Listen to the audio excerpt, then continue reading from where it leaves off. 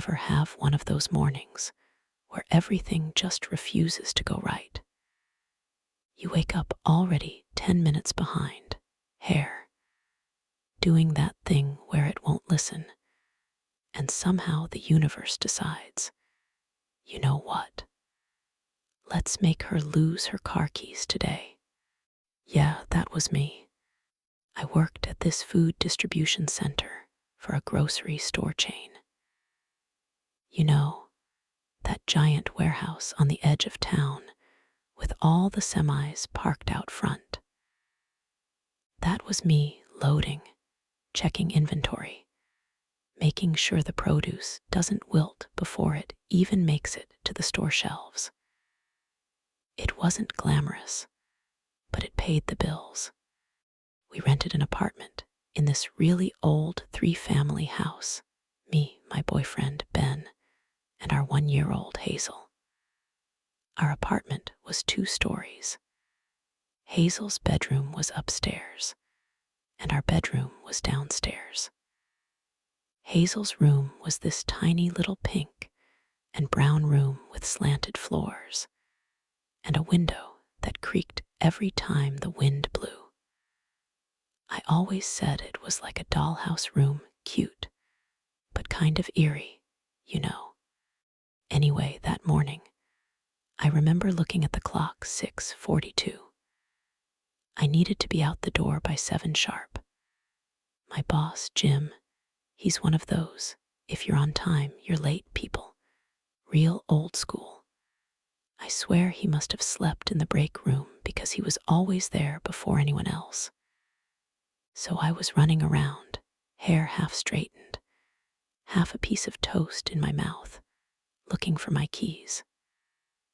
I checked the counter, the diaper bag, my coat pocket, under the couch cushions, everywhere. And when I finally found them, guess where? The fridge. Yeah, the damn fridge. Don't ask me how. They were just sitting there, next to the orange juice like they belonged. I looked at the clock. 6:59. I was thinking, okay, if I hit every green light and don't get stuck behind that one school bus, I might make it. And then, just as I was about to leave, I heard Hazel start crying upstairs. And not her normal fussy cry either. This one was the kind that cuts through your bones. The kind that says, "Something's wrong, Mommy." I froze, just stood there by the door, keys in my hand, heart pounding. I wanted so badly to run up there, scoop her up, rock her back to sleep. But I also knew if I was late again, Jim would write me up. One more of those and boom, I was out. And with rent, diapers, formula, getting fired wasn't an option. Ben was still in bed then, downstairs.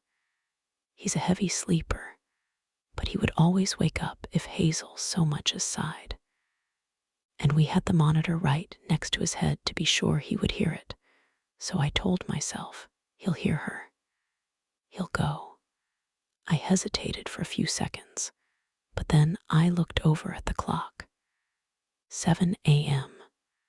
I needed to leave immediately, so I grabbed my bag, said a quick, "Love you, baby," and slipped out the door. The whole drive in, I felt this ache in my chest. Mom guilt, you know. That stupid little voice whispering, "You should have gone up." But I pushed it down, told myself she would be fine. Work was the usual chaos.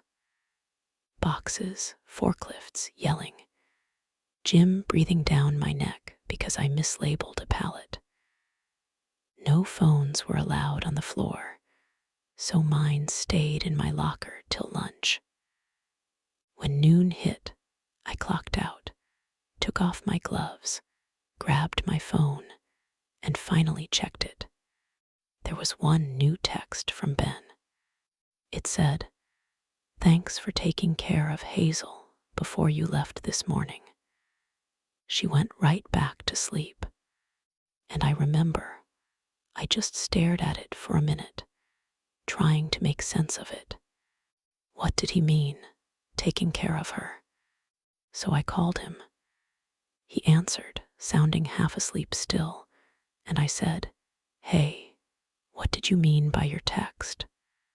And he goes, "Well, I woke up when you got out of bed. I heard Hazel crying on the monitor, but then I heard you talking to her. You were shushing her, telling her everything was okay, that she should go back to sleep. And then she did. I got this chill that went straight down my spine. Ben, I said, that wasn't me." Silence. For a long moment, neither of us said a word. Then he goes, quieter this time. "What do you mean that wasn't you?" "I mean," I said, "I didn't go up there. I was running late. I just left." And I could hear him breathing on the other end, fast, uneven. Then he whispered, "Then who was talking to our daughter?" I didn't have an answer. He swore he heard my voice. Said it was exactly how I sound, same tone, same way I talked to Hazel when she was scared. Said he even heard footsteps creak on the stairs. But when he went up to check, Hazel was asleep again. Peaceful, like nothing ever happened. When he told me that, I swear my whole body went cold. We'd heard of those baby monitor hacks before, people somehow talking through them, watching through cameras, but we bought a secure one. One that was supposed to be unhackable. And even if it was hacked, how would you explain it sounding exactly like me? Saying things I'd actually say. How would you explain the stairs creaking like someone was up there, walking around? I got home in the late afternoon. Hazel was napping in her pack and play in the living room, but in the air as usual. Ben was playing whatever video game he was into at the time. He paused it the moment I walked through the door, excited to discuss what had happened earlier that morning. By that time, we both had time to think about what happened, and we honestly weren't that surprised. A friend of his had lived in that house before we moved in, and she had warned us that weird things happened in that house.